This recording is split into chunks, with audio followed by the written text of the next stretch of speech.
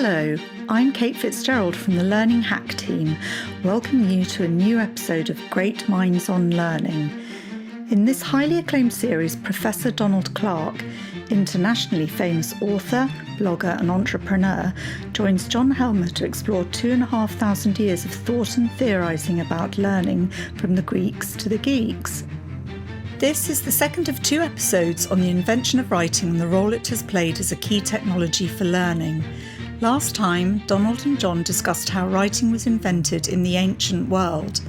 This time the focus moves to the 20th century and thinkers such as Walter Ong and Eric Havelock, who revived interest in the pre-literate world of oral culture. Their work raised themes that were to become ever more resonant with the rise of the internet and AI. So welcome to the second part of this two-part series about writing as a learning technology and the consequences thereof for learning and education. Last time we covered the invention of writing in Sumer, Egypt and China. Apologies to anyone who feels we unjustly neglected Mesoamerica, where it was also invented a bit later. Had we but world enough and time? Never mind. This time we're looking at the consequences of the invention of writing, that technological advance. What did it mean to move away from a world where information of all sorts had to be memorized by individuals and transmitted orally from one person to another, from mouth to ear, and that was the only way that human memory could survive and outlive the person who experienced the things. In this new world, the literate world, all that information could be written down and preserved through time. We delegated experience to written text in a way. And it could also be transported across larger distances, had all sorts of implications for how states were formed. So what were the big effects of that change, and importantly, on the way that we think and learn? Donald, in introducing us to the theorists we're going to focus on this time, I'm giving you the unenviable task of bridging the gap between the ancient world, the world of prehistory, and the earlier 20th century, when people began to study and theorize about the effects of literacy on society. So tell us, what happened during the 5 or so millennia after writing was invented? No pressure. Yeah, listening to you speak, and let's reflect on what I just said there. Listening to you speak there. Yes. It suddenly struck me, that we're in this podcast where we're actually, there's no writing, unless people do a transcript from it using AI or whatever. Nevertheless, this is being recorded and people can watch it at any time in any place. And so all sorts of interesting things have happened, but we've had this, in a sense, return to oracy, orality, through the podcast. It suddenly struck me that's quite interesting, thing in itself before we start. Yeah. But in answer to your question, what happened after the invention of writing? Remember the timing of this 5,000 years ago in Mesopotamia and Egypt, where about 3,200 years ago in China, and much later in Mesoamerica, we actually had this rather interesting sanctification of writing, you might want to call it, as a medium for teaching and learning. It was a profound invention, and it is a technology, but it had a massive influence on our cultural development in all sorts of, just to cover off some of the dimensions of that, because it's so important. Remember, we don't have really laws or record keeping or the expression of power through the law if we don't have writing. And that happened immediately in Mesopotamia and Egypt, in China. Record keeping, the application of the law, because they were written, is important.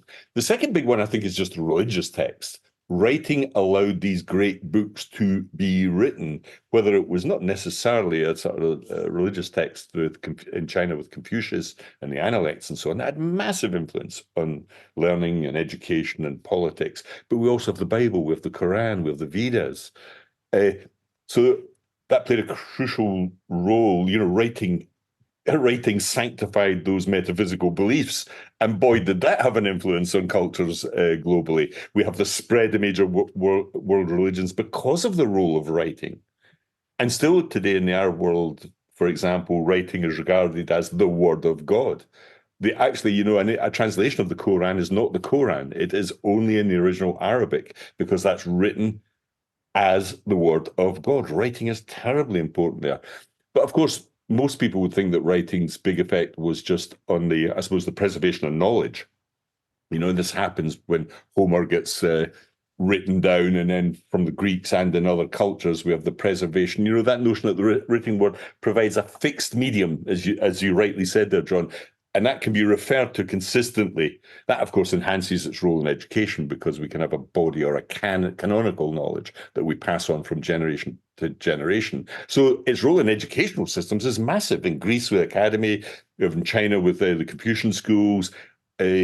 Around the world, it gives, this is the stuff, textbooks become the things which are taught. And then on top of that, of course, you have all that scholarly work.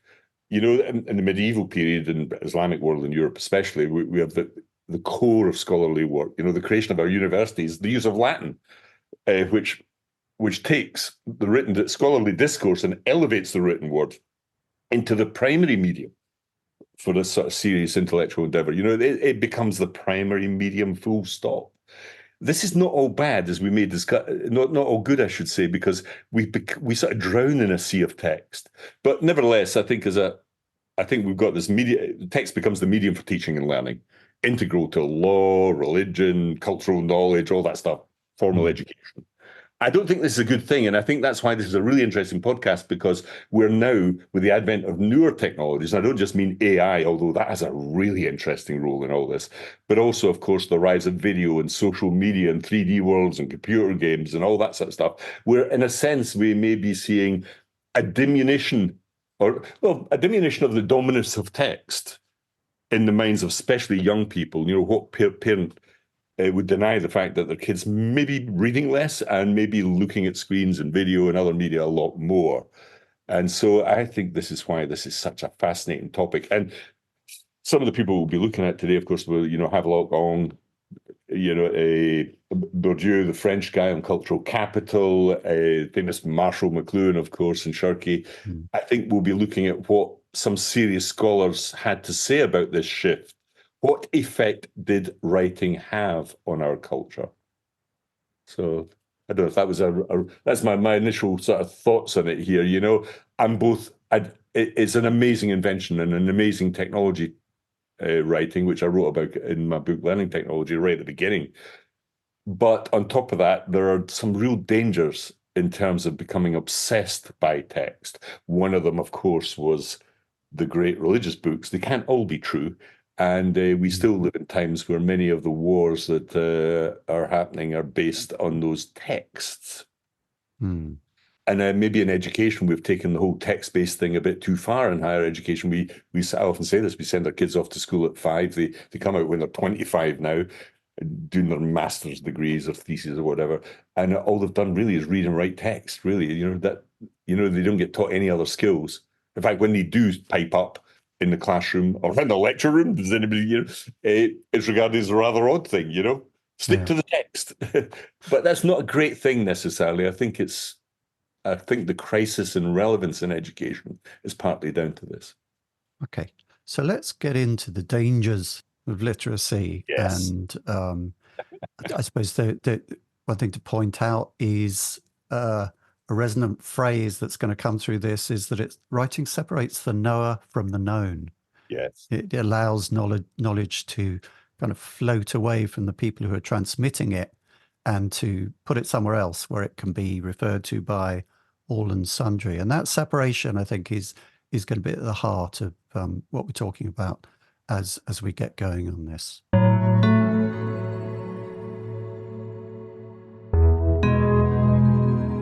Walter J. Ong, 1912 to 2023, was born in Kansas City, Missouri.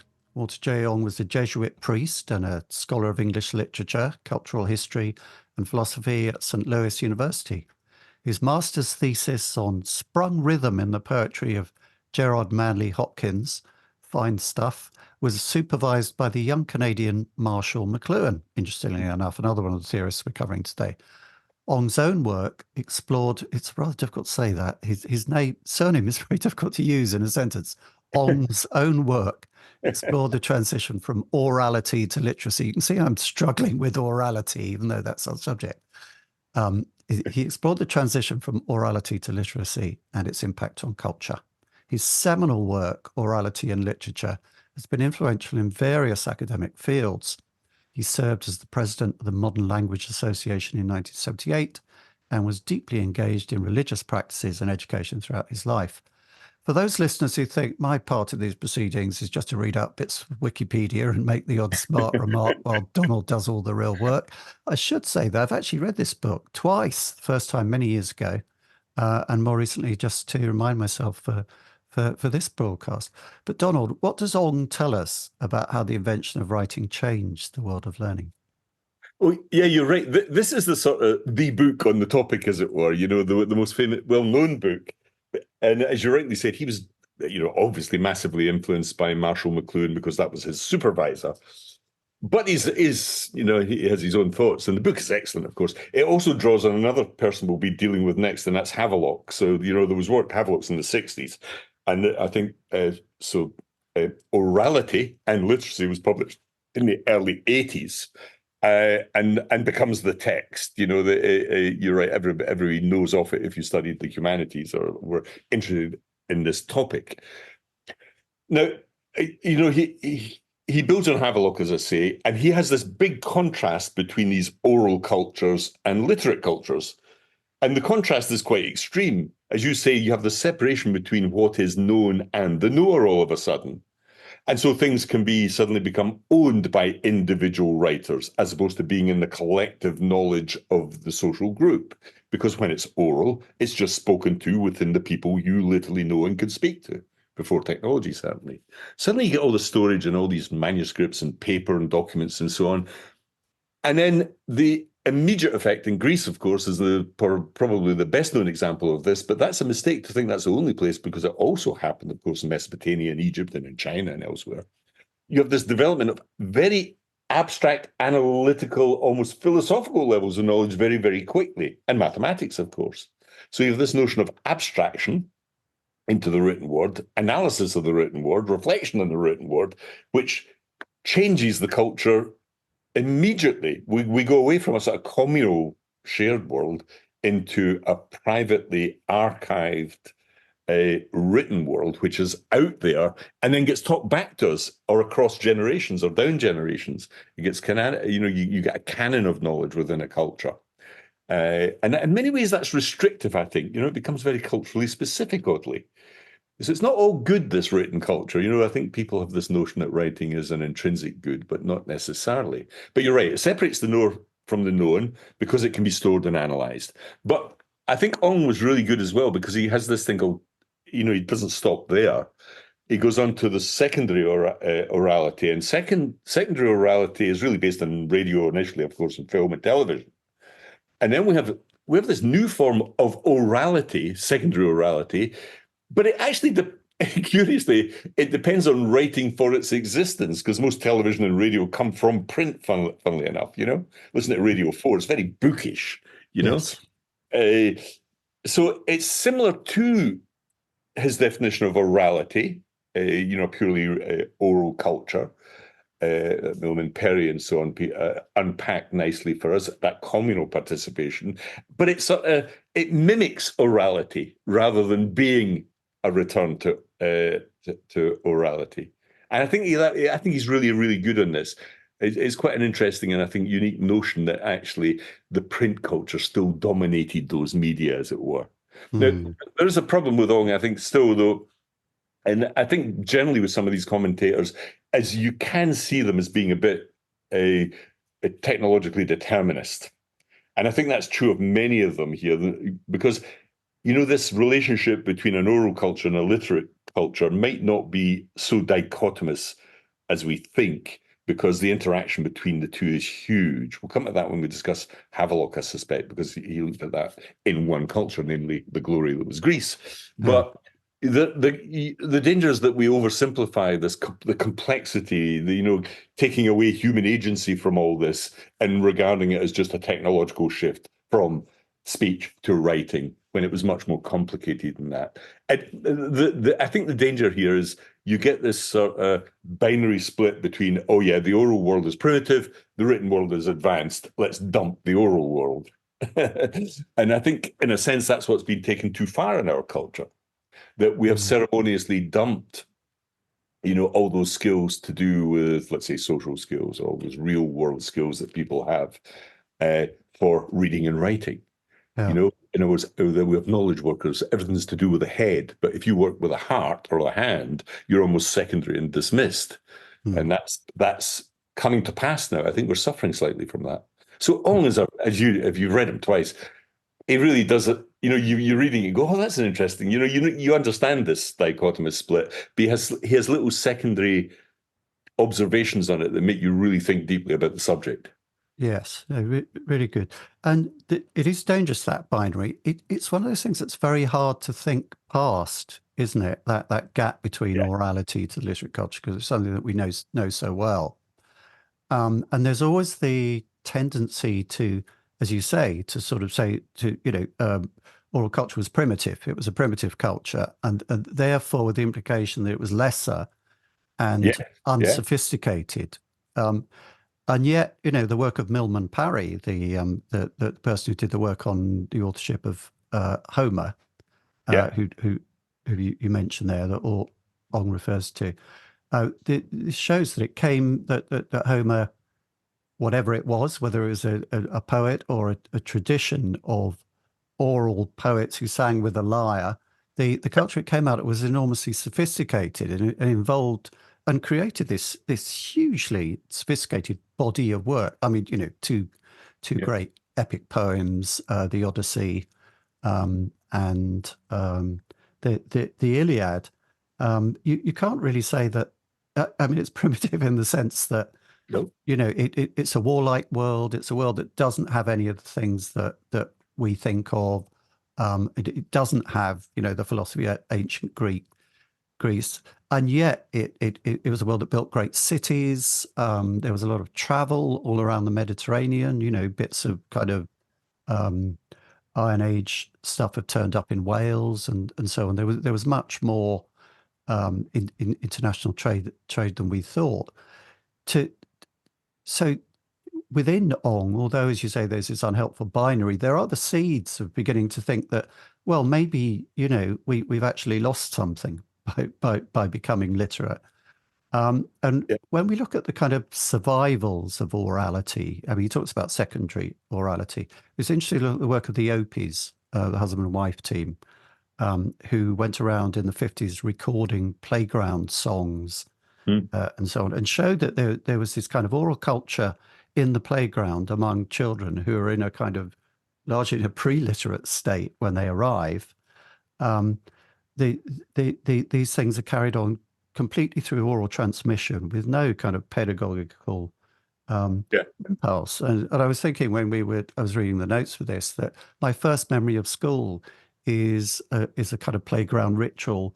There was this song called The Big Ship Sails on the Alley Alley-O, and there was a kind of dance to go with it, and there were verses to this song, the captain says it, whatever to go, and a tune.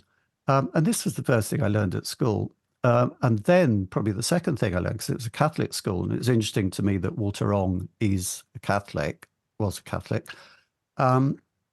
We were taught prayers, the Our Father, the Hail Mary, every word of which I remember now when I'm going through a particularly bumpy landing in an aeroplane.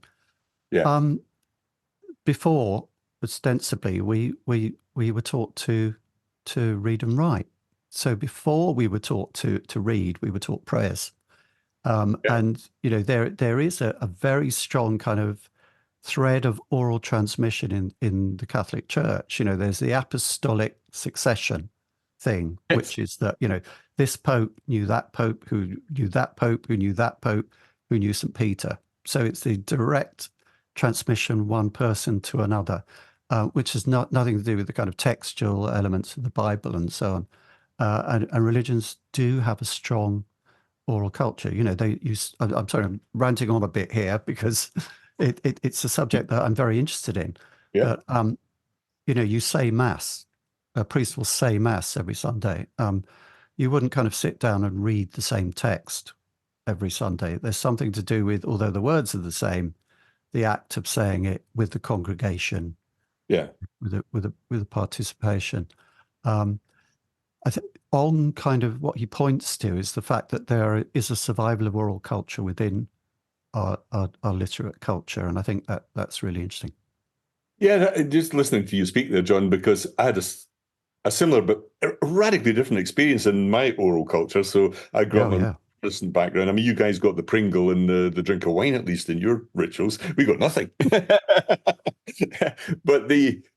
But my memories are sometimes when we get together with Scottish people, we recall this, like this happened to me just a couple of weeks ago, where it was like songs I knew, like You Can't Shove Your Granny Off the Bus sort of thing. Loads of Scottish songs I remember. Also football songs, chants, I remember them all. Yeah, football is somewhere which has a rich oral culture, and exactly. I remember that well. And we all grow up with that until we go to school, of course, and then we have to get our heads down and start reading and writing. I think this... there's another thing happened here that I think people often ignore is we have, at the end of the 18th century, we have the rise of Romanticism, which in a sense crystallizes and reinforces this notion of the primacy of writing. Because we have that notion, the Romantic tradition, the cultural capital. I mean, all our cultural capital now gets traced back to that Romantic era. But you have Pierre Bourdieu, who will go to talks about this more, but the notion that suddenly you get Goethe, William Wordsworth, Rousseau, and people who actually really, it all has its roots in German idealism, but this notion of the individual owning knowledge, the artist, that is the function, in a sense, of a writing culture, and that's the world we live in still. And this oral culture, so when you get these contradictions arising with AI, for example, but what about the copyright of artists and so on? Actually, that's that contradiction coming back to haunt us a little bit. We create this cadre of super writers, but when we threaten that and say, no, we want this stuff to be communal in a large language model, to be shared, anybody can write. In fact, AI can write. Suddenly we get this clash between that old primacy of writing world and copyrighted, individualized separation of the known from the knower versus new technology that sort of shatters it into this mosaic in a way, fragments the culture. Yeah. Social media did that, but AI is doing it big time. Yeah, and I think we'll get onto that more as we come to Shirky and beyond.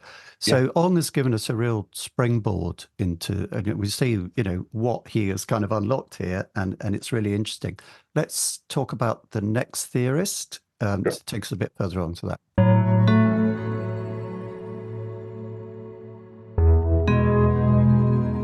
Eric Alfred Havelock, 1903 to 1988, was an English classicist brought up in Scotland, which is why he's a good person, who taught at various universities, including Yale and the University of Toronto. So perhaps a Canadian as well. He's known for his work on the transition from oral to literate cultures in classical Greece, particularly. Havelock's major contribution to intellectual history is his exploration of how the advent of writing reshaped Greek thought, particularly in his seminal work, Preface to Plato. He argued that literacy was a pivotal factor in the development of abstract and critical thinking.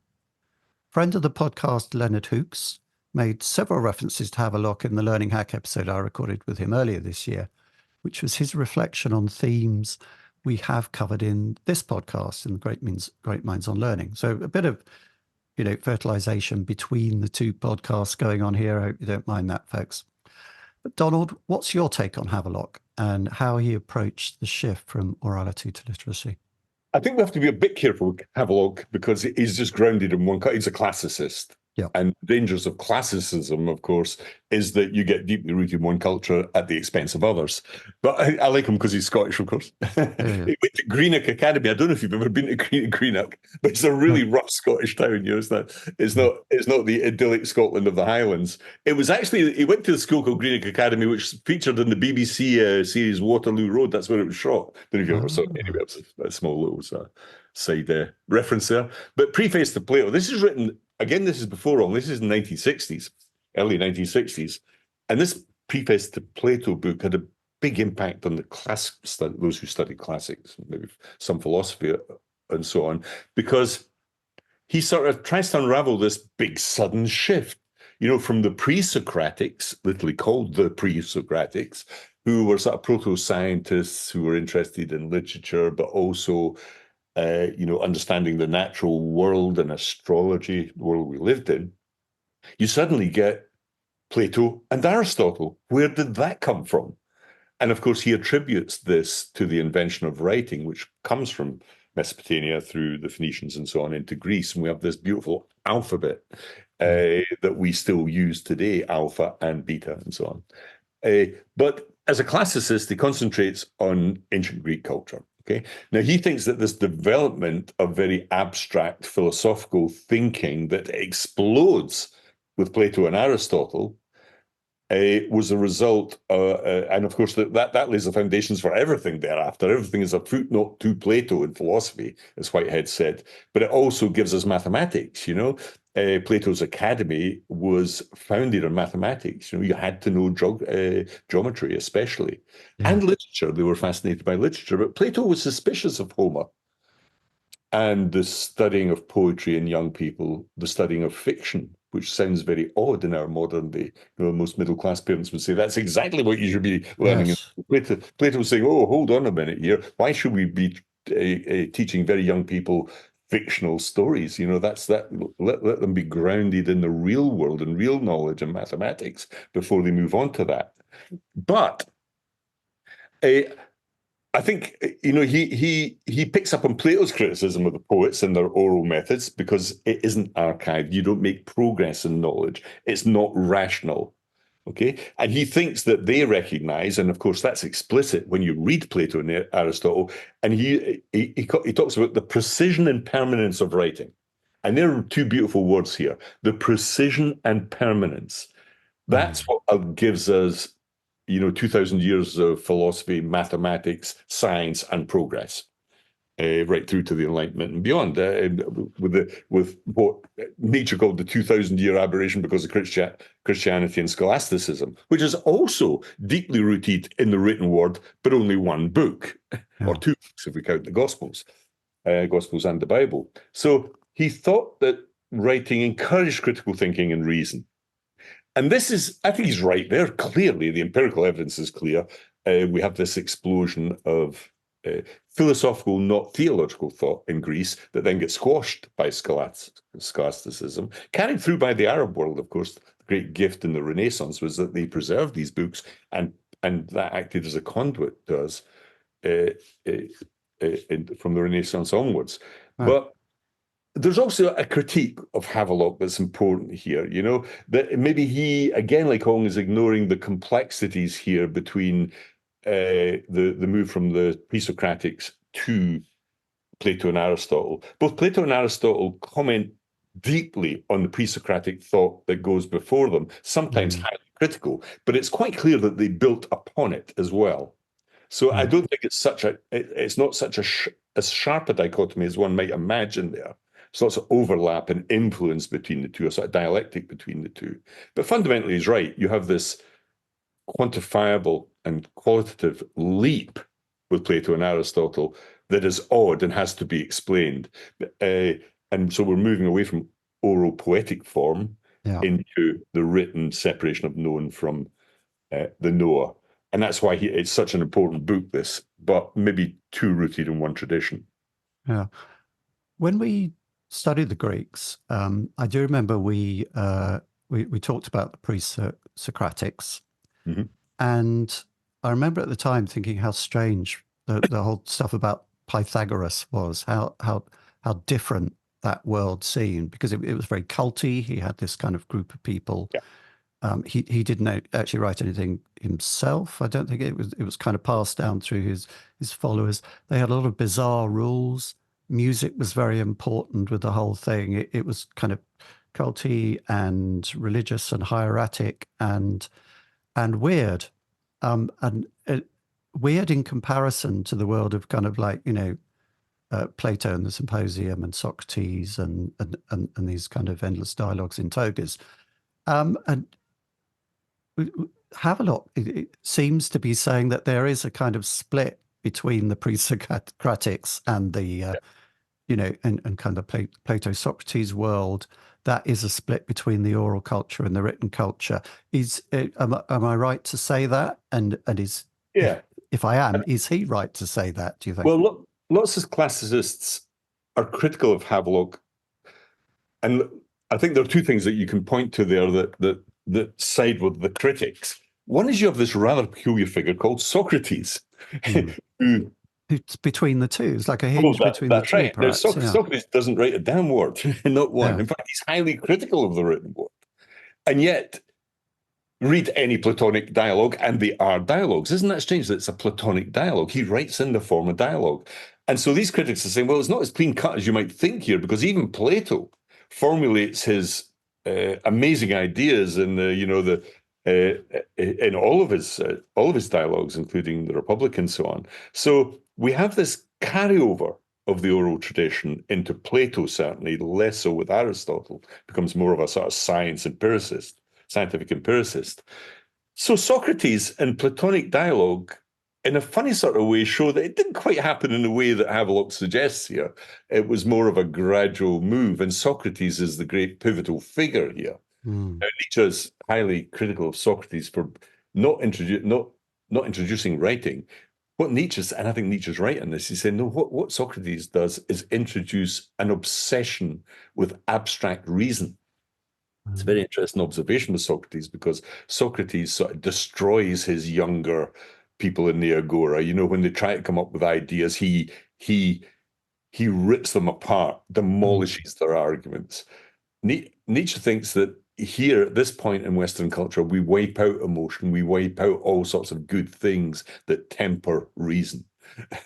Because reason can be used for good and bad things. Reason can be used by very clever people to justify very bizarre ideas. That's what Socrates was sort of pointing towards here.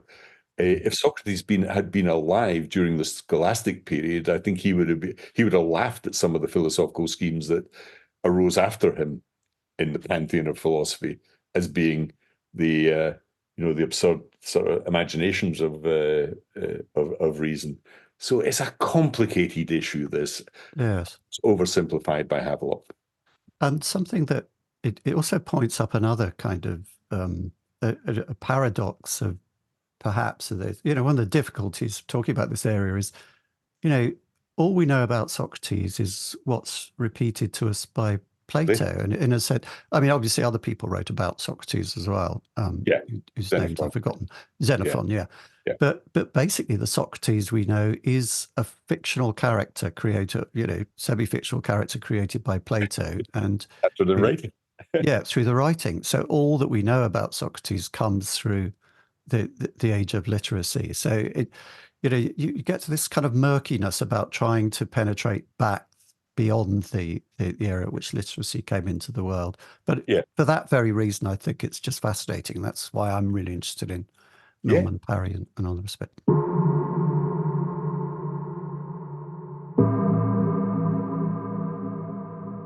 Jack Goody, 1919 to 2015, and Ian Watt, 1917 to 1999. Jack Goody was an anthropologist at the University of Cambridge, known for his comparative studies of the Eurasian cultures and his analysis of literacy's impact on societal structures. Ian Watt, a literary critic, also based in Cambridge, was renowned for his work on the rise of the novel in modern Europe. When I studied English literature, his book, The Rise of the Novel, was definitely on my reading list, and I might even have read it. I think I read chapters from it and I read bits from it, but that's the way I know him, as being a kind of literature person. So it's interesting he turns up in this context. Together, their contributions significantly shape the understanding of textual culture and its socio-economic context. Donald, what do they add to our understanding that wasn't already there in Ong and Havelock? Yeah, they move the debate on a little bit from the Havelock and Ong idea that there is this shift with writing to explore maybe more complicated. Well, there's the intellectual side of it all that we've already discussed. There's also the social dynamics. And a really important thing in that book, The Consequences of Literacy, is the complex societies and bureaucracies and state control and all sorts of things that come with writing. Once you're writing, you have power. Knowledge is power, but more importantly, writing is power because it's cross-generational. And so they start by going into this, what writing does is transcend memory.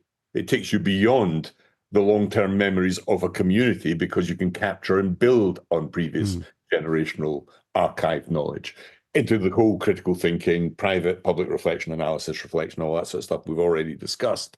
And in a sense, they say what it does is squash or dampen the oral tradition. So what does it replace? What's replaced here? Well, they think it's these massive, complex, bureaucratic institutions. Interesting idea here. It certainly happened with the consolidation of power in China, Egypt, and Mesopotamia. Also in Mesoamerica, where writing also happened. You have these power groups, these oligarchical, sometimes emperor, king, god, pharaoh type structures emerging, because you can manage them through writing and information. So, the fact that it's not just this formal reasoning. You don't just get Plato's and Aristotle. You get some pretty hideous creatures coming out here as well who control and massacre other people in other states or even within their own states. So you get these ancient bureaucratic states. But on top of that, of course, you get it's really worth reflecting on this. You get the development of, let's say, in the world of education and workplace learning, you get the rise of corporates, you get the rise of universities, you get the rise of the universities on the back of religious books and scholasticism, the exercise of power through writing, through Latin. And you still see that. We still teach Latin in schools, absurdly. But you still see this attempt to fix the curriculum, to fix it in writing. Interestingly, let's get rid of all that vocational stuff.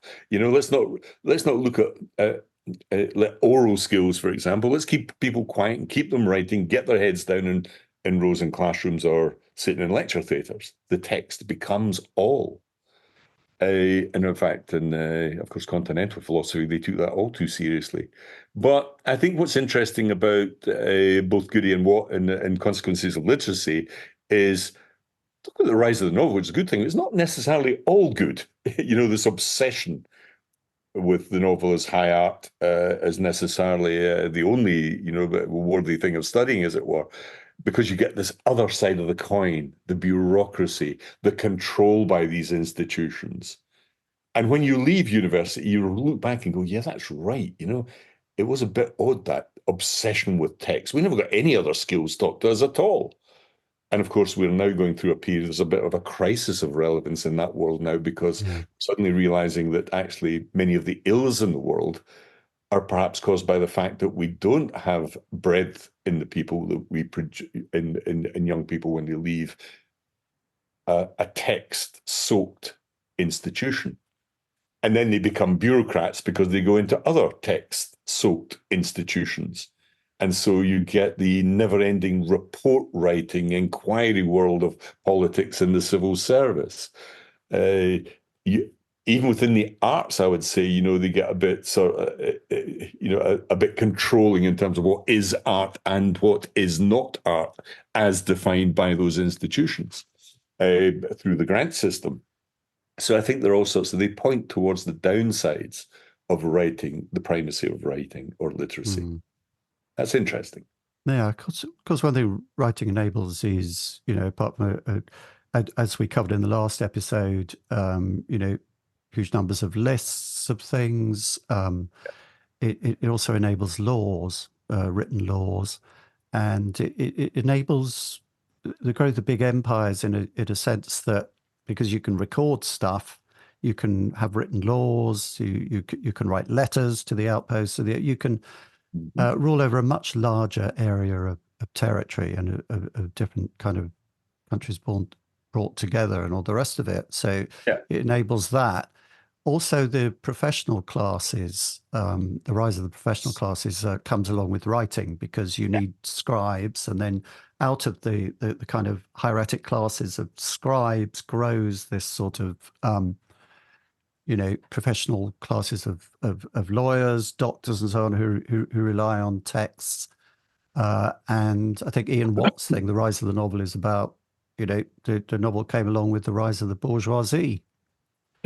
From Daniel Defoe onwards, if I kind of remember that part of my undergraduate education. So the evolution of the middle classes through the period of, the beginning of the novel. I mean, the novel wasn't really studied in universities until, I think I'm right in saying, till the early 20th century. I mean, literature before that was not so highly regarded. Suddenly, in the 20s, in the interwar period especially, the novel becomes an absolute central kind of cultural artifact and a kind of center of, a normative liberal arts university stuff. I'm going to university, go to Cambridge to read English literature. That was the thing that people started to do in the 20th century as being, an important thing to do. Before that, it wasn't, partly because women had so much to do with novels in the early part of the 19th century. It wasn't necessarily regarded as a kind of serious intellectual endeavor at first. So it's interesting to see in what coming up from in that kind of context. You said something very interesting there, John, I think, though, which is, the rise of the professional classes, lawyers, doctors, teachers, academics. Yeah. And writing gives them power because they are the people who define what can and cannot be said in public, for example. Yeah. They are the people who define what can and cannot be done in public through legal systems. So you get state bureaucracies versus what was a rather looser form of control in oral cultures. You get institutional learning versus individualized learning. I haven't been on a course or I haven't gone back to an institution since the day I left university. And I look back on it now as being very bureaucratic and institutional now in reflection. And if anything, I think it's become more so. But these are the people, the professional classes are people who define who is included and excluded. Yeah, define the cultural capital of a culture. This is leading us on very neatly. Yeah, it is actually. Yeah, indeed we are. So why don't we just move on? Yeah, to the next guy. Yeah, because he's he really does get this in detail. Yeah. Don't look so surprised, Donald, that there is some kind of logical flow. Yeah, well done there. Yeah, sorry, I got carried away there, John. Okay. You're now imposing your bureaucratic control on my oral tradition. Absolutely, and I've written it down here. It's written down.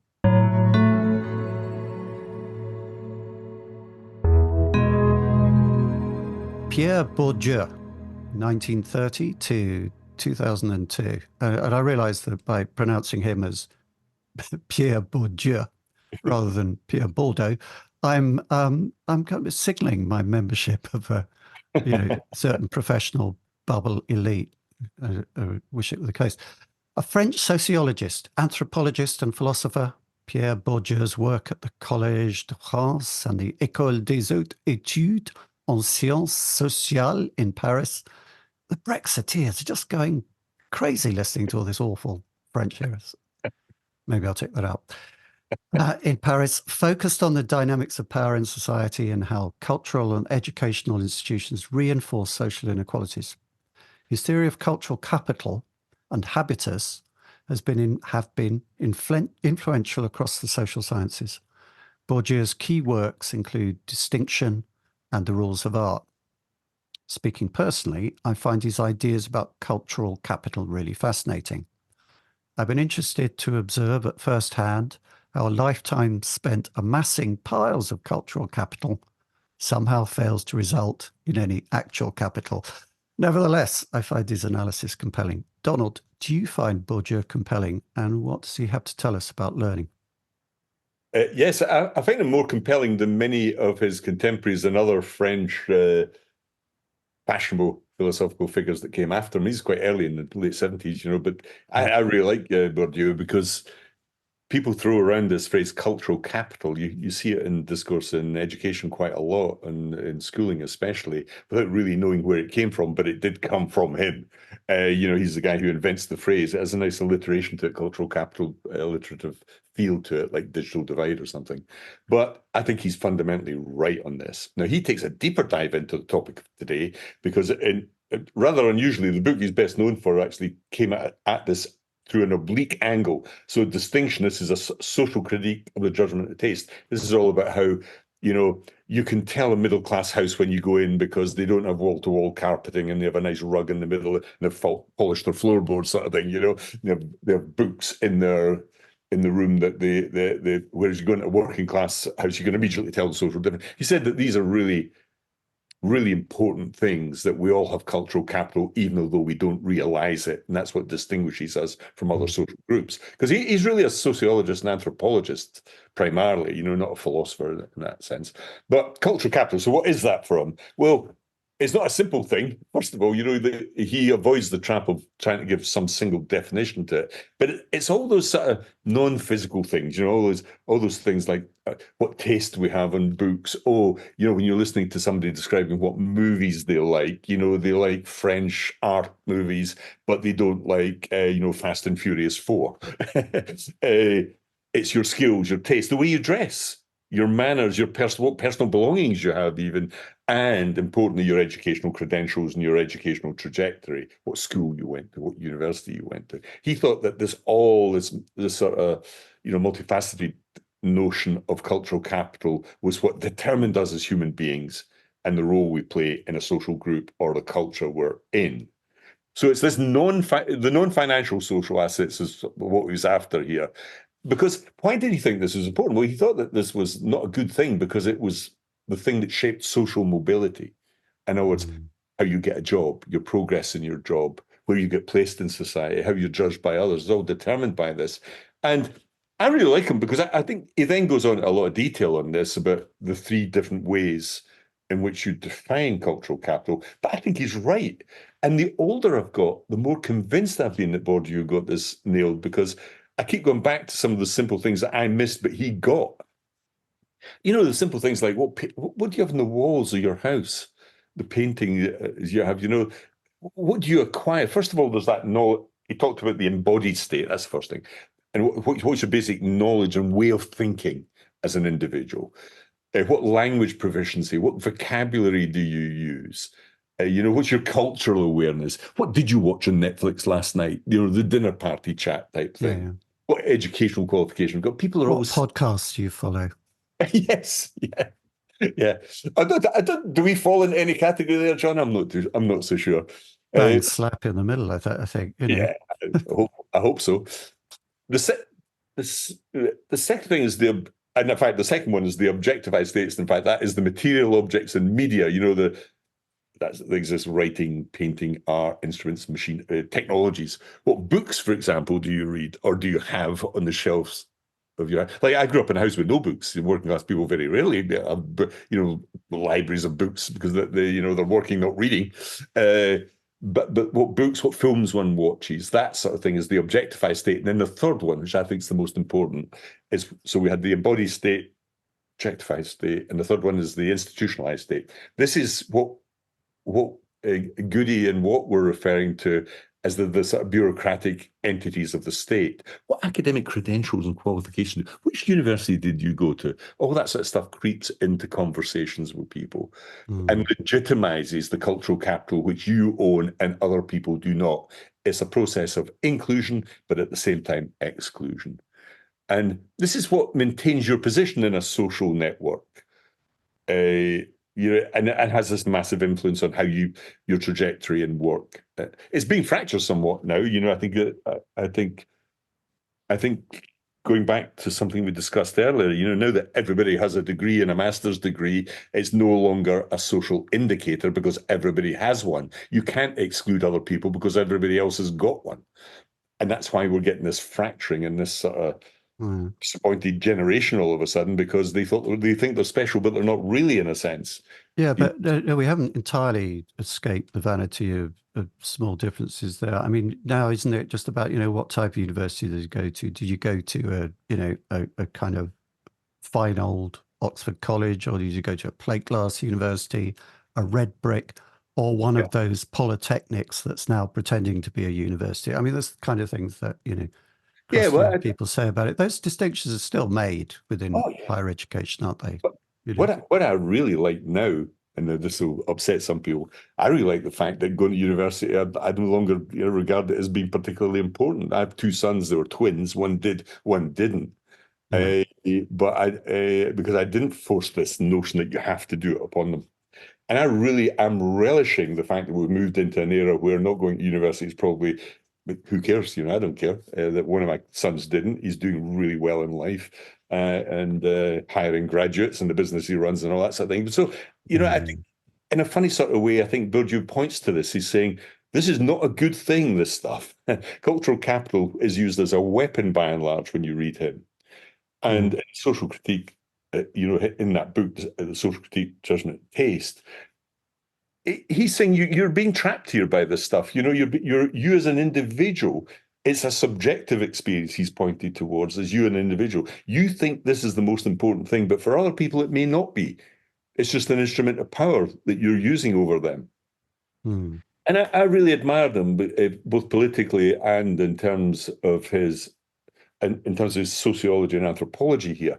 And then he goes in and unpacks it. What's nice about this and good about these French writers is they don't just stop with cultural capital. He then goes on and tries to define it. Some would say he went really off-piste here, but he has this notion of habitus, that you never hear discussed now. It was discussed when he was around.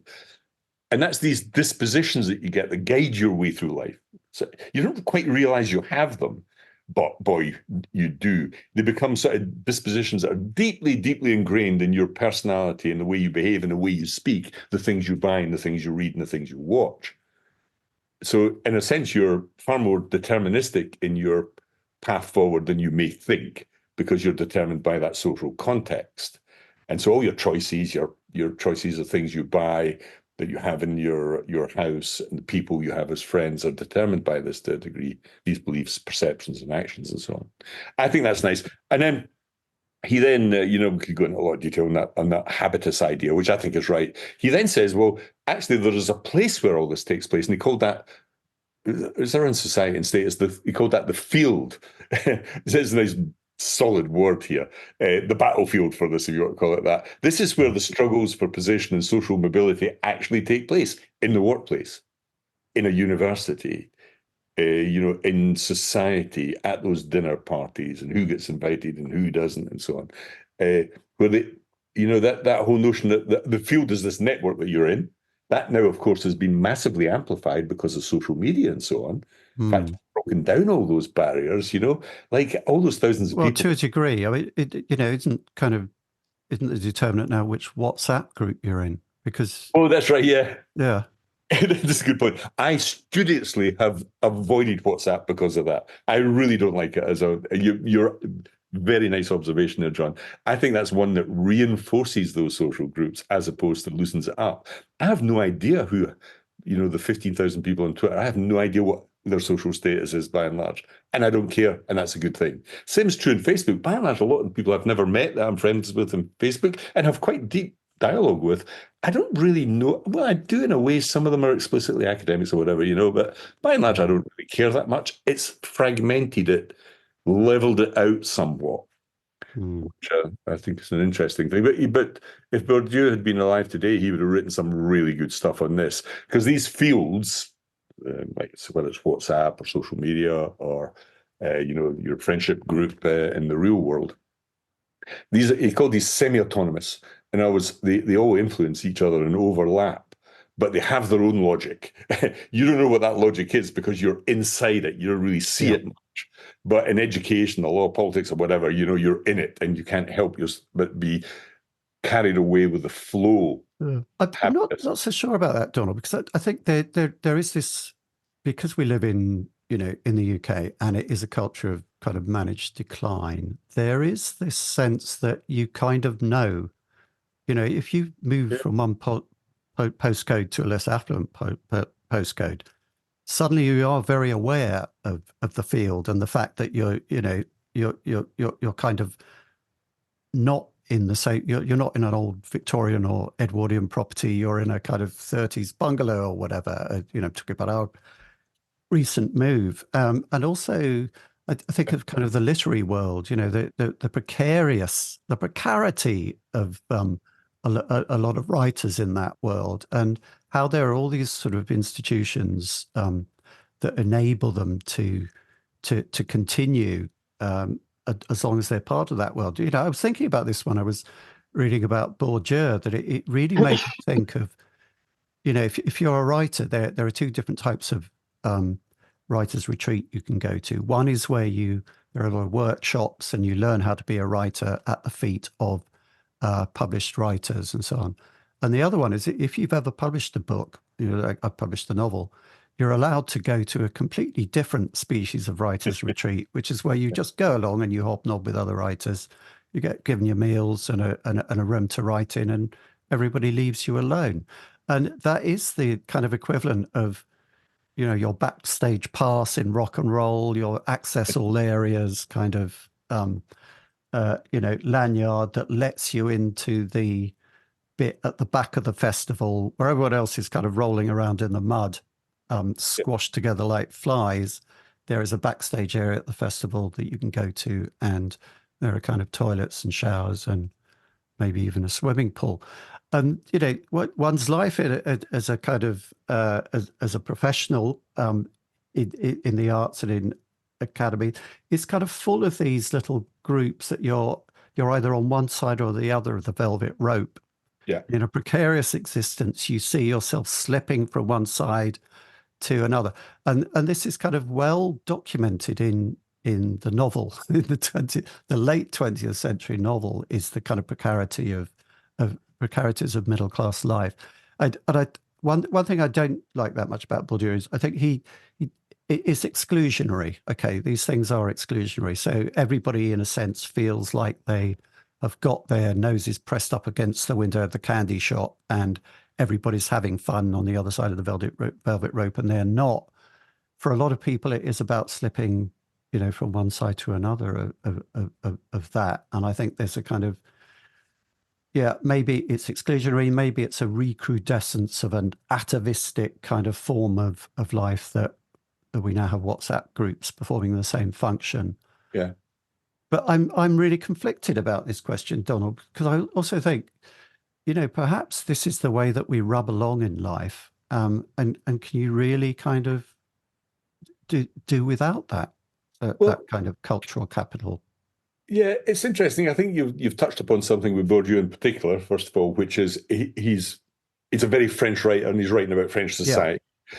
And then what you've surfaced there quite nicely is England is very different. I say England specifically there because what you described there was more England, perhaps maybe than Northern Ireland, Scotland, or Wales. Well, Europe. I mean, bits of it, Yeah, that's right, and I think that's right. Similar. I think you've uncovered a really real and true criticism of Bourdieu himself.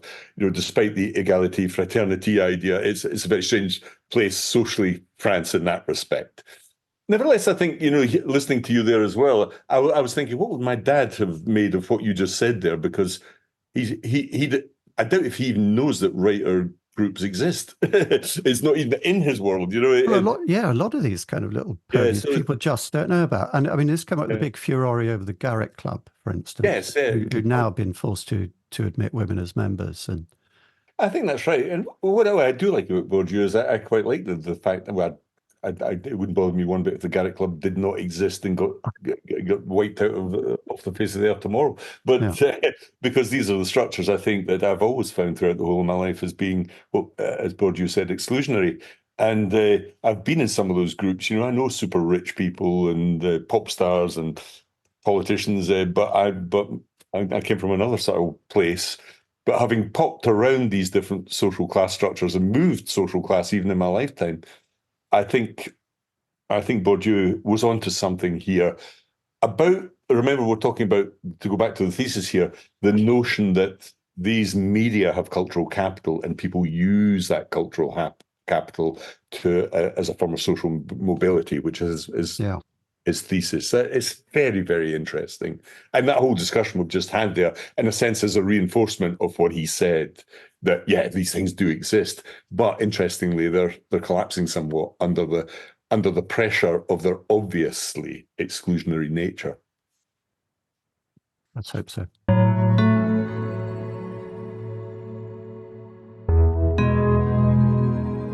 Marshall McLuhan, 1911 to 1980. Canadian theorist Marshall McLuhan, educated at the University of Manitoba and the University of Cambridge, taught at several universities, including the University of Toronto. He's known for coining the expressions, the medium is the message, memorably misprinted as the medium is the massage, and global village, and for his studies on the effects of mass media and advertising on society. His most influential works are Understanding Media and the Gutenberg Galaxy. Another claim to fame is that we featured him in the 4th episode of Great Minds on Learning under the category of moralists. We did. Donald, we know him as someone who helped people in the 60s think through the big things that were happening in media at that time, such as television and mass advertising. But what does he have to say about orality and our present forms of media? Yeah, I mean, McLuhan's the big name here. And, you know, I struggle with McLuhan because he's such a terrible writer. We have to say that up front. These books are not well written. They're not structured and reasoned in the way you expect when you buy them off the shelf. You know, they promise the analysis but don't really deliver it. So, nevertheless, it is worth persevering because it's mostly sort of these little aperçus and, you know, little phrases like medium is the message, the global village, surfing phrase he invented. The books are full of that stuff, but it's not fully formed. But coming back to the central thesis here, I mean, the big one is the Gutenberg Galaxy. So that's all about what he called typographic or typographic man, being the notice, which would be in the title these days. And that's in the early 60s. So he's the first to really come at this analysis of these other media. Okay? Because he sees all these medias as a form of influencing cognition, but an extension of our cognition. In other words, we can't help but think in terms of TV, print, film, because that's the world we now live in. Okay? But it's not always that one medium replaces another. It's a very complex dynamic going forward. That's what he's really good at this, to be fair. So print, well, that's what we're talking about today. Now, he, like the others, thinks this is all about the individual. It's the technology of individualism. Okay? But I think he moves the debate on a little bit because actually this book is quite good when it starts discussing things like the thing about print is it introduces a very linear way of thinking, a very sequential form of thinking, ultra-rational way of thinking, whether it's in a novel or Plato or Wittgenstein, well, less so Wittgenstein because he refused to write in formed prose. Sorry, that was a bad example. He writes aphoristically. Nevertheless, that linear, sequential sentences, paragraphs, chapters, books becomes the norm. Now, he's deeply suspicious of this McLuhan because another thing happens there. You get this cadre of private readers. So I'm a private reader. I know you are. We have houses full of books, John. But that's very different. It's a very odd thing in a way when you reflect upon it, you know, that I've spent so much of our time, you know, between the pages of books, reading between the lines often in the books. But he talks about this notion of the private reader becoming very separate and isolated from the community and isolated from true social interaction because there's no social interaction while you're reading a book. Okay? And then he thinks printing, of course, amplified this. And so what I like about him is it goes back to what Plato said, says be careful with this print culture. Be very careful with it because it may not be doing what you think it does, and that's expanding or leading to progress necessarily. And then that's why people associate the phrase global village with McLuhan. But McLuhan did not see that phrase as a good thing. He thought the global village had great dangers. A sort of homogenized effect of let's teach all kids to read these books, and you will read these books, but not these books. He thought that there was a real danger in this. And then I think the understanding of media, I think that was written after it, I can't remember now. Understanding media, the extensions of man, that's the one that you rightly said was famously misprinted, you know, the later book, Massage as the Medium. His point is that every medium, and this is the world we live in now, which is why these people are so worth looking at.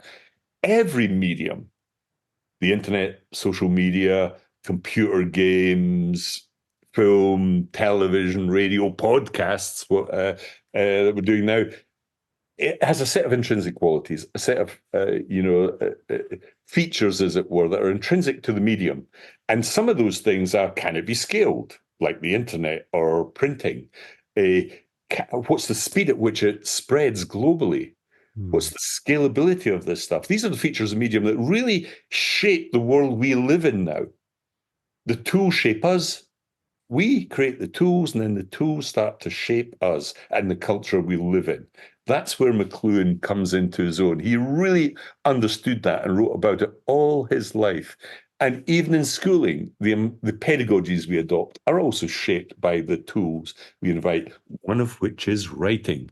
And the point of this podcast is that perhaps education and even workplace learning has become so we're up to our necks in text. Has that been a good thing? Is it a good thing necessarily? Perhaps not. And perhaps we're moving into another era where we have a much more sympathetic view of media and their strengths and weaknesses than just relying on reading and writing. And that's where I think Marshall McLuhan is really worth reading. Yeah. I mean, he's in the world of movies and TV still, that's the world, the era he grew up in. Yeah. Just to finish on one last thing, which I really like in McLuhan as well, and that's the idea of seeing any new medium that comes along, and he called it but looking at media through the rear view mirror in your car. I think that's a really nice thing because I see that all the time whenever I've lived through several technological revolutions, the home computer followed by the internet, and now AI, social media and AI, smartphones and CN. And I think it's a really informative concept, the notion that, the internet is often seen as, it actually distributes old media quite well. We were talking about, I've just back from Japan, we'd both watched the Shogun series. Yeah. But, I didn't go to the movies to watch that. I didn't even see it on television. I saw that on a stream service, which I downloaded to watch on an aeroplane when I flew to Japan. So the world has changed radically in the way we consume media and the way in which those media are seen. Yeah. But his rear view mirror point there really comes up with, say, like streaming services. We might talk about Shogun at a dinner party to enhance our cultural capital. You might say, what streaming things are you watching? Oh, I'm watching Shogun. The thing that people have been saying about kind of box sets for quite a while now, middle class people, is, well, it's just like the 19th century novel. It's, it gives us that kind of depth and character arc. So we're looking at that through the rear view mirror and turning it into a kind of novelistic idea. Of course, it is completely different. I mean, I try to imagine what would happen to the corpus of Dickens' work if Blackwood's magazine had suddenly, well, sorry, Mr. Dickens, you've had a great 3 seasons, but the share price is in the toilet. We're going to cancel the 3rd. We're not going to find out what happens to little Nell. I'm sorry, which is the fate of streaming services at the moment as they try to kind of emulate the 19th century novel. But no, just a kind of more a reflection than a question there, Donald. Sorry. I don't know, but there's a really interesting example, Shogun. It just came up there. But yeah. Let's suppose we took ourselves back to when we were both at university 40 years ago, and you said, "What are you reading?" I said, "I'm reading this brilliant novel. It's by James Clavell." Who's James Clavell? He's written this book called Shogun. It was a throwaway potboiler. It would have been regarded as a very poor example. I wouldn't have touched it with a barge pole. Exactly. Regarded to be a ridiculous thing to read. And surely that's just what, people, working class people read. No, not even them, really. It's what people who don't know what literature is reads. Now, Shogun suddenly becomes a little bit of a cultural icon, doesn't it? Yeah. There I'm just boasting about having just come back from Tokyo in Japan. I'm inadvertently doing that, but now Shogun is a cultural reference for dinner parties all of a sudden. But this is why McLuhan's really good. This rear view mirror view, you have to, when you look at medium, you must remember that this Shogun was written by James Clavell many, many decades ago. It now has changed. In other words, new media incorporate old media. It's not wholly additive. It's not new. There is a split between the old world and the new world. Other things get swept up and included in the internet through streaming. We have a return to orality, of course, because, people who perhaps read nothing but novels are now, strangely enough, no matter how middle class you are, everybody seems to have watched, 14 episodes of some box set. So they are going back to watching television a lot. Isn't that odd? That streaming has, in a sense, reinvigorated. There's almost a renaissance in television watching now because of that. Yeah, but McLuhan was really, sorry, to return to McLuhan, he was really good on TV. He is. And I think what's really good about him is that he really took it seriously. That's right. It wasn't just, we had a whole new kind of type of people in public life as a result of TV who were television personalities.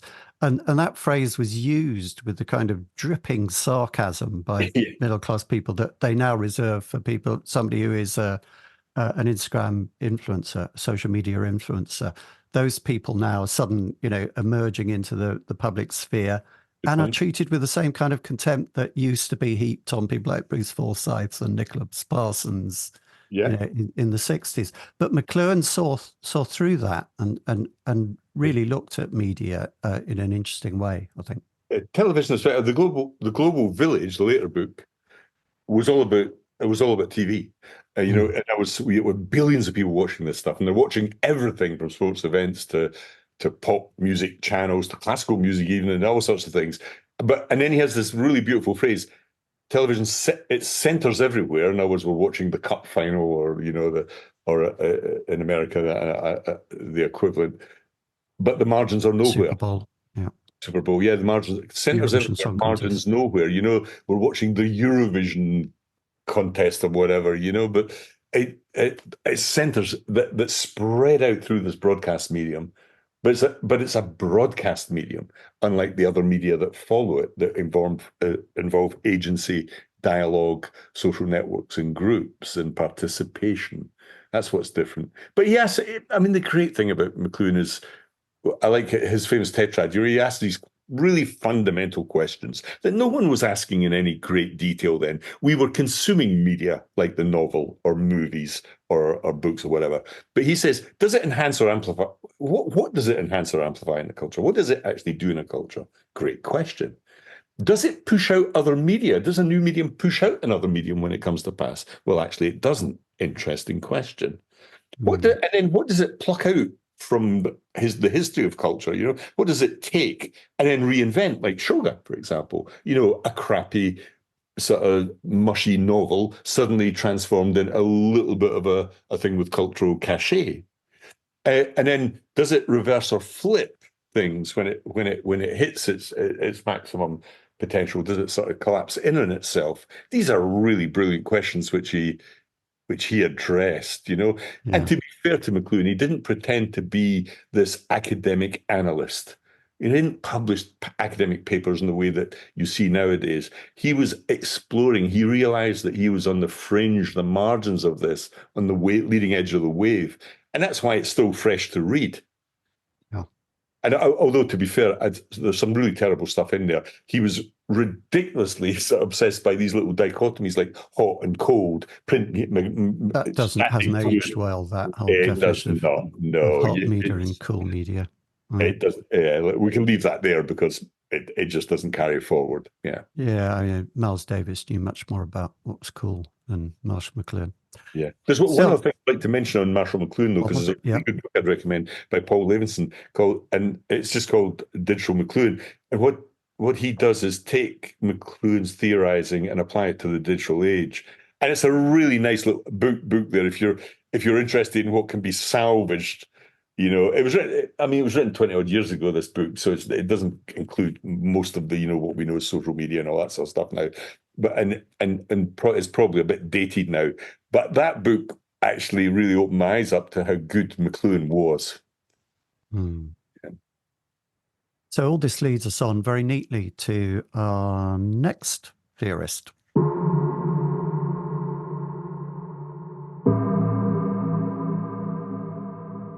Clay Shirky, 1964, still among us. Born and raised in the United States, Clay Shirky is a contemporary writer, consultant and teacher on the social and economic effects of internet technologies, which we're using at this very moment.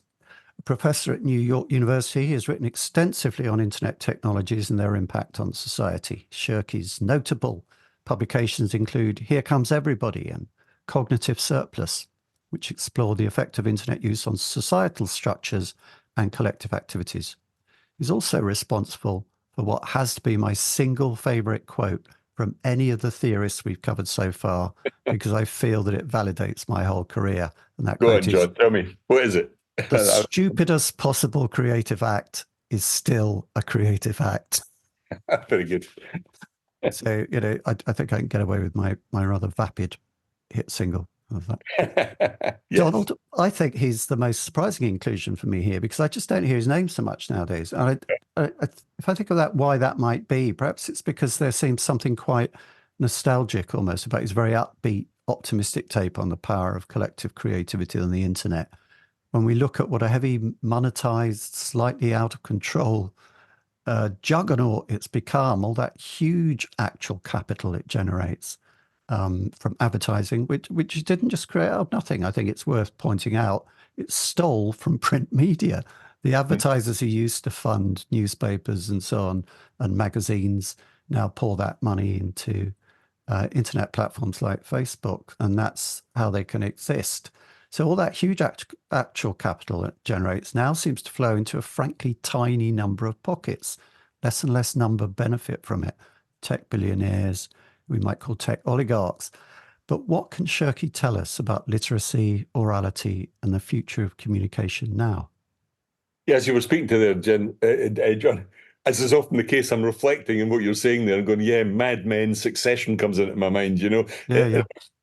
It's not just tech billionaires. This was always true. The newspaper billionaires before this and the people who were involved in advertising and Mad Men, these were the billionaires of the day that have to either adapt or die. So it was ever thus, as it were. But yeah, Claire Shirky, why? Well, I like Claire Shirky. There are loads and loads of people who've commentated on the impact of the personal computer, the internet, social media, smartphones, computer games. But I dislike a lot of this literature because it's full of moralizing. It's a bit sort of leaden and weary and academic. And going back to Bourdieu, it sounds like a lot of middle-class people complaining about what their kids are doing, to me. Yeah. Whereas Shirky, I don't think he was a fresh voice for me when he was writing on Boing Boing and all these early things, influencer type websites. And what I liked about him, his freshness of thinking. First of all, Here Comes Everybody, the book you mentioned, actually, it was quite early, 2008. Yeah. And he's talking about some of the good things that were happening on the internet. The crowdsourcing, things like Wikipedia. My God, where did that come from? Completely destroys the notion that you have to spend £2,000 or something on Encyclopedia Britannica because something bigger, better, deeper, and wider is available for free. Yeah.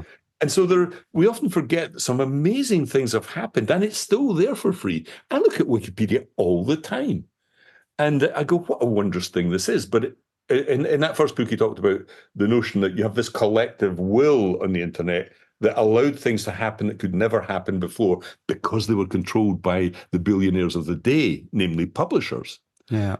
He called that mass amateurization, and I think he's right.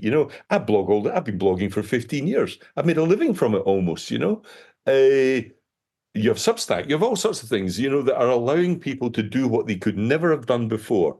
And I think we often lose this notion when we talk about the newer technologies that are coming along.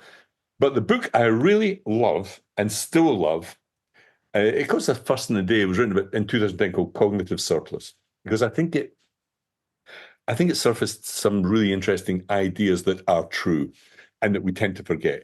One is his critique of television like McLuhan. He's saying, for people of our age, John, people of our age, the stats are astounding. People of our generation watch television for about 5 hours every night, 7 nights a week. It was absolutely amazing, the viewership figures. Radio less so, but television was the dominant medium for about 50 years. Now, he says this is a bit of a 50-year aberration. He said, actually, it didn't make us more happy. It didn't give us any more material satisfaction, but it did give us things to talk about in the pub. That's what we used to talk about. We now talk about box sets. Yeah. But he describes it, and it's a nice phrase, as a vast wasteland. And I had never really thought much about this. I went to university and never watched television, for years and years, really. But looking back, he gives us this big critique. And what he does is he quantifies it in his book. In the book, he said, if you take all that time we spent watching, by and large, rubbish, the Lucy show. I'm not saying it's rubbish, but that's maybe too pejorative. It's one of the better things, but yeah. Yeah, but a lot Generation of stuff we don't remember. Eurovision Song Contest. Yes, exactly. Yeah, so all of that stuff, where we're just consuming. We're producing absolutely nothing. Isn't that bizarre that we would spend all that time doing absolutely nothing in terms of our personal development? And learning very little as well. I mean, And what did you learning very learn little. from? The illusion that Yeah. the BBC is a source of educational output is just complete bullshit to me. Well, it does have its moments. Yeah, it does have its moments because it gets billions to spend. If it doesn't have its moments, I'd be really worried. But the amount of money it's spent on this stuff, is beyond belief, really. But I think that notion that we're now in an era where we can produce rather than just consuming. That's what that phrase, the stupidest creative act, still a creative act. It comes from, because no, we can all be creative people. Yeah. We can all produce stuff. We can all have a voice because we're online, and everybody has a voice online. Everybody I know is on social media and says things. I listen to them. We have dialogue. Blah blah blah. That's great. And because an interesting thing that people miss from the book is he understood that that's actually the natural human state. That was the oral culture and evolutionary culture we came from, that we spoke to each other. We had dialogue. We interacted with each other, and we enjoyed that, you know? And I remember my father described when he was younger, because television wasn't a thing they watched. Even when I grew up, it was only 2 or 3 channels. I was out every night playing. I didn't really watch much television. But kids now have, maybe there was a period when that didn't happen. But this going back to the creative individual, and in something more than that, he says, which I really liked, said, he quite liked the chaos of the internet, and so do I. This is why I don't like the moralizers so much, who want to legislate and regulate everything out of existence. I quite like the rough and tumble of the internet. It's a bit like the pub to me. There are people in there I don't want to speak to, the boor at the bar, the aggressive people sitting down there arguing with people. Some of that I like, some of that I don't. But a bar is also a place where you meet people you might never have met before. It's a social place. You speak to the barman. You might want to buy a drink. You buy things there. I like his definition of the internet as a place where there's as much chaos as we want or can stand. I thought that was good. Now, he compares the web with the previous culture. So you have a telegraph, radio, film, print. He thought that resulted in what he called a monoculture, and I think he's right. Now we have Jarrett. Interesting. Another commentator called Lanier comes along and says he calls it digital Maoism. He thinks actually digital world does the same thing. I completely disagree with him. I think he's wrong in that. But with Shirky, he says that these were monocultures. Everybody discussed the same television program they saw the night before and nothing else, because that's all there was. Yeah. And they had no participation in the process. He also thought that the digital revolution in higher education had already happened way back 2015. That's 9 years or so ago. He was also recognizing that, these 4-year college type things had its day a little bit, it is what it is, but let's not regard it as the be all and end all. So Shirky, I liked, because he moved us on from, he gave a brilliant critique of television and said, these new media are better. They just widen the scope out for individual creativity, ideas, interaction, and agency. And it's not a monoculture. I think he's right. And when people go on about kind of filter bubbles nowadays, I don't really understand what they're really talking about, because I grew up in a household with one newspaper coming through the door and 2 television channels. That was the extent of how I could inform myself about the world, apart from the oral culture around me. Other people do other things. You went out to clubs and things. Yeah. And then suddenly there's the internet here. I mean, if you're in a filter bubble, you've deliberately built a wall of kind of exclusions and blockings against everyone you don't agree with to bring that about, because it's all there, and in fact, difficult to avoid. I mean, opinions I don't agree with and that I don't like at all, there isn't anywhere on the internet I can go and not come across those and stumble over them. So I think he's completely right, and I just don't understand that.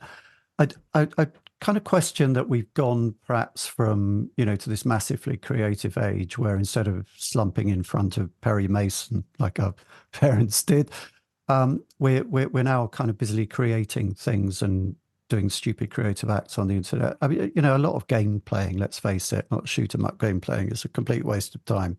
There are types of game playing like Minecraft, which are creative, which have kind of creative element in them and social structures around them and so on.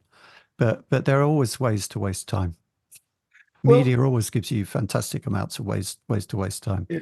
And TikTok and Reels do that as well. I think we have to be, I think that wasting of time thing, I'm always wary about it. And computer games, so I have, twin boys, one who's a heavyweight gamer and still is.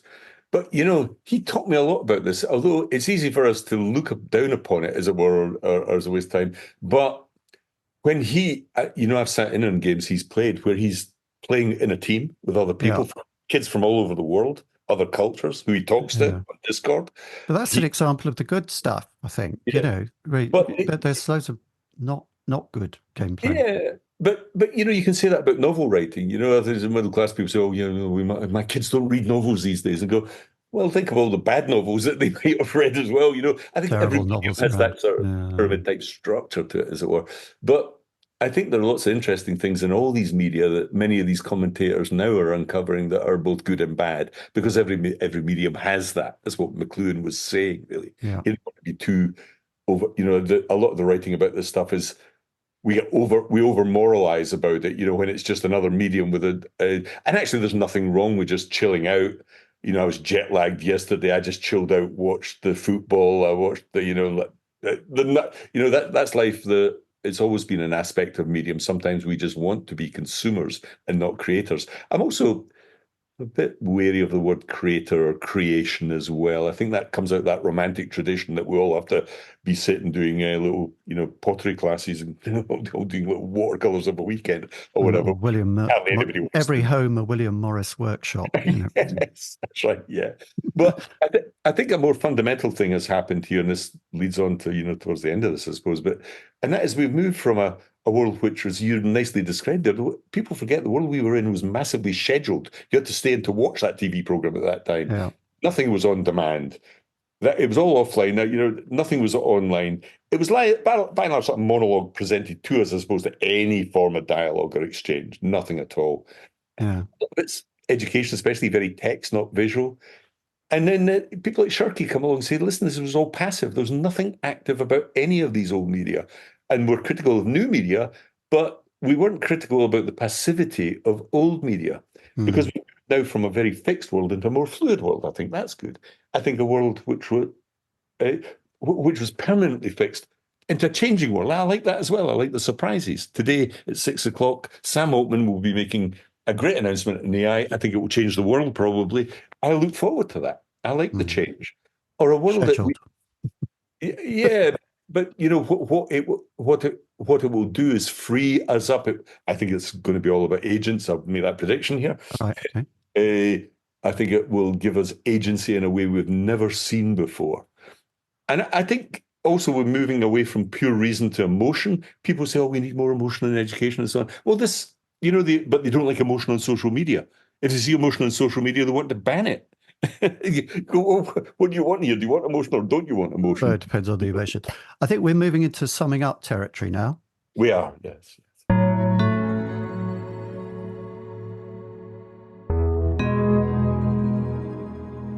It seems in this episode that we put under a lot of strain that binary we started with between literacy and orality. So I think we haven't necessarily stated it explicitly over the last half hour or so, but I think what we're saying is there is kind of recrudescence of orality in media, in the way that media has developed, and we now have that within the internet. It's something like not necessarily an oral culture, but perhaps an analog of that, as opposed to the strict text-based literacy that we're talking about. So is orality back, or did it never go away?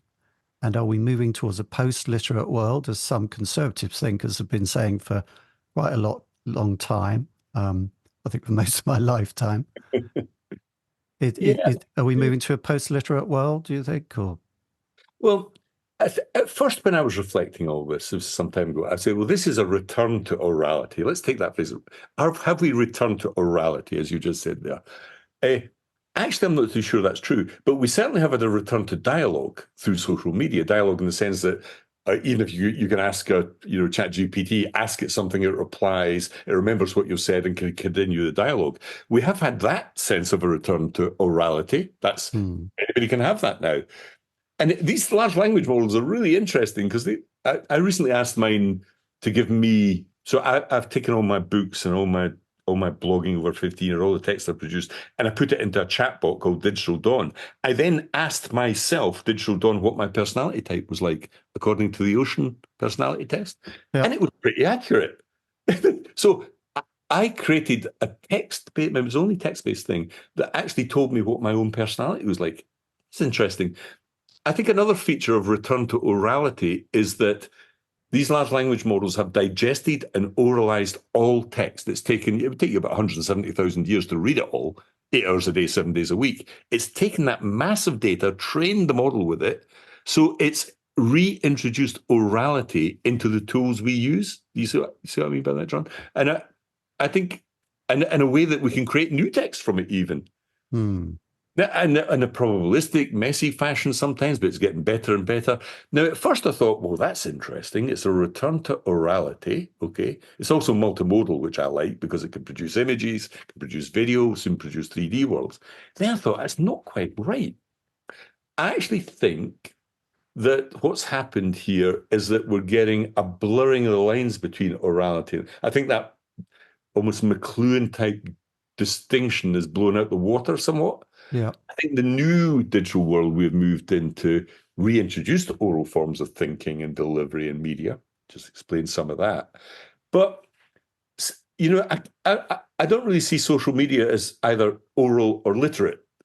I think it's a new form of communication that takes personal agency into account, dialogue into account. You can speak to it using voice, or you can type in if you want. It's both oral and literate at the same time. I think computer games are similar, same with mixed reality and VR. These are all new things. But the big one for me is the artificial intelligence revolution, which we're living in and through as we speak. Because AI separates the known from knowledge in a new sort of way, I think, John. AI writing becomes detached from the computer architecture, the large language models that create it, but it's grounded in that oral and written culture. It takes both the oral stuff and the written stuff, trains the model so that we have a brand new third thing. Yes. I think that's really interesting. And that's a real challenge for law, especially in intellectual property, because some people have been trying to argue that it separates the text from the copyright holder. Yeah. And so they're trying to sue on that. But if what you've actually got is a kind of aggregation of everything that's ever been written, well, okay, 1/millionth, you might own a copyright in 1/millionth of that thing, but I mean, it's different if it's kind of scraping all the stuff behind the firewall of the New York Times or whatever. That's a different example. But if it really is an aggregation, an agglomeration of a really huge data set of everything that's been written, who owns that? Who is the writer? Who is the knower of this known stuff? And that is philosophically very interesting as well as being very challenging for us. That's a really nice way to end there, John. I think what you said is just fundamental. It's a symptom of what we're living through right now, that many of the conflicts and contradictions with generative AI come down to this clash between what we've been talking about, what was originally a communal oral culture, that then moved into what Havelock and others called a literate culture. We've explored that in detail. But now we have this third thing, which is completely blurred and much larger and beyond us, transcends us as human beings. And what it does is, we're, in a sense, is it an individual versus a community, individual versus a hive mind, individualist identity versus a collective identity. It's all been blurred up. Individuals versus extended minds, for example, using AI. And then you have this notion of, well, what do we allow people to say?